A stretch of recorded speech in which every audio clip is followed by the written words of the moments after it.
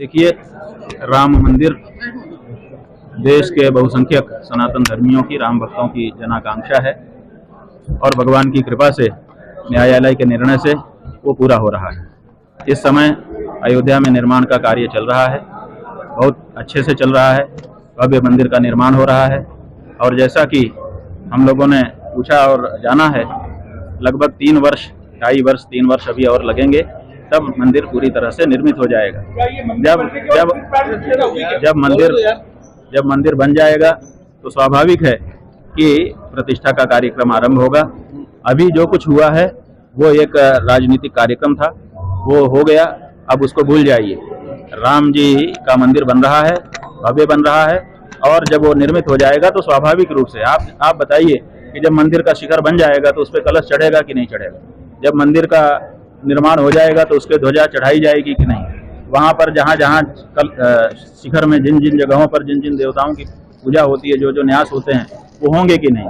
तो स्वाभाविक है कि जब मंदिर बन जाएगा तो वहाँ पर प्रतिष्ठा का कार्यक्रम होगा, उसका भी लाभ हम सबको मिलेगा। कोई चिंता करने की हिंदुओं को आवश्यकता नहीं है, इस बारे में प्रगति पर है।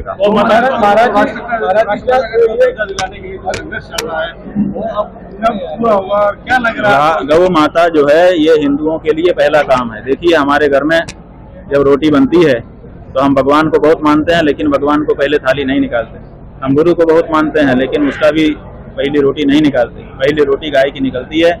इसका मतलब है कि हमारे लिए सर्वप्रथम गाय है। इसलिए गौ हत्या बंद करना और गौ माता को पशु की सूची से हटा करके राष्ट्र माता के रूप में प्रतिष्ठित करना, ये इस समय की हम लोगों की जिम्मेदारी है। और हमको प्रसन्नता है कि देश के हिंदुओं ने इस बात को समझना शुरू कर दिया है और इसके लिए गौ मतदाता के रूप में प्रण लेना शुरू कर दिया है कि अब हम भविष्य में जो भी चुनाव होंगे, उन चुनावों में उसी पार्टी या प्रत्याशी को वोट करेंगे जो पार्टी या प्रत्याशी शपथ पूर्वक ये घोषणा कर चुका होगा कि अगर हम जीते तो पहला काम गौ माता का करेंगे। NSUI से हम कभी भी संबद्ध नहीं रहे। हाँ, अखिल भारतीय विद्यार्थी परिषद से जरूर हम संबद्ध रहे। जब हम पढ़ रहे थे उस समय छात्र नेता के रूप में छात्र संघ के अध्यक्ष का पद चुनाव हमने अखिल भारतीय विद्यार्थी परिषद के पैनल से लड़ा था और अध्यक्ष बने थे। तो इस तरह का आरोप हमारे ऊपर लगाना, ये केवल दुष्प्रचार करने की भावना है, इससे ज्यादा कुछ नहीं। तरह से उठाई ही नहीं है कि राजनेता उससे बन जाएं।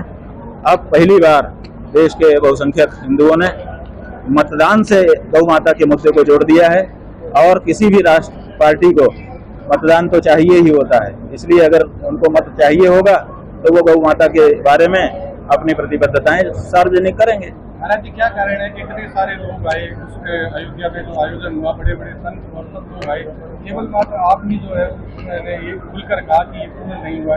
बहुत से लोगों ने उसे एक्सेप्ट किया और मंदिर के अंदर भी गए। देखिए, सबकी अपनी अपनी व्यवस्थाएं होती हैं, सबके अपने अपने व्यवहार होते हैं, सबका अपना अपना। ये व्यक्ति बहुत गलत है, ये बीच में बोलने लगता है। बाद में भी तो पूछ सकते हो तुम, इतनी जल्दी क्या है तुमको? अभी हम इनकी बात बता रहे हैं।